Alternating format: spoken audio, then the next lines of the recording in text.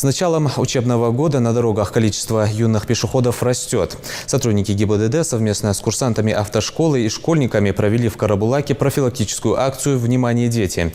Ребята напомнили водителям о правах пешеходов и о том, что не все дети могут похвастаться знаниями ПДД.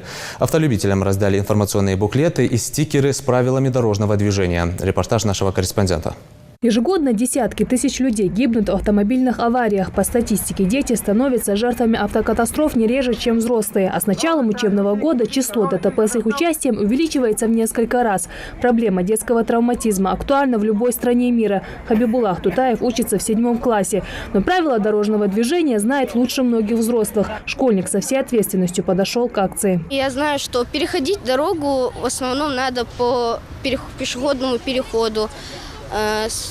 И ориентироваться по светофору. Благодаря тому, что знаю, как переходить дорогу, избегаю разных опасных ситуаций. Пешеходы – самая незащищенная категория участников дорожного движения. Поэтому школьники вышли с плакатами, призывая всех соблюдать правила дорожного движения. Они держат в руках дорожные знаки: пешеходный переход, дети, ограничение скорости.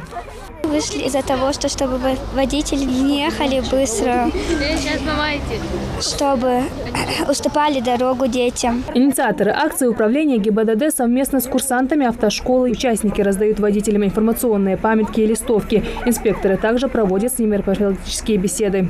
Данное мероприятие приурочено второму этапу «Внимание, дети», который проходит в нашей республике с 27 августа по 18 сентября.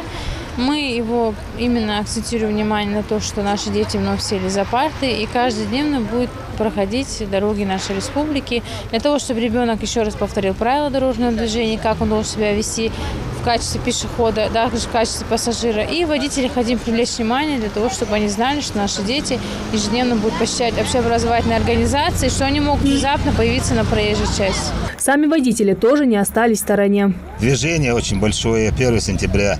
Детей много. Большая просьба к водителям быть осторожнее на дорогах.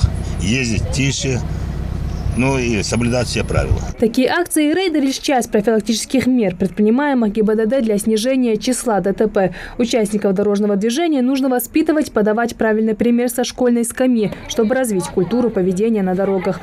Жарадат Хулхоева, Тамара Хашагульгова, Адам Далаков, Новости 24.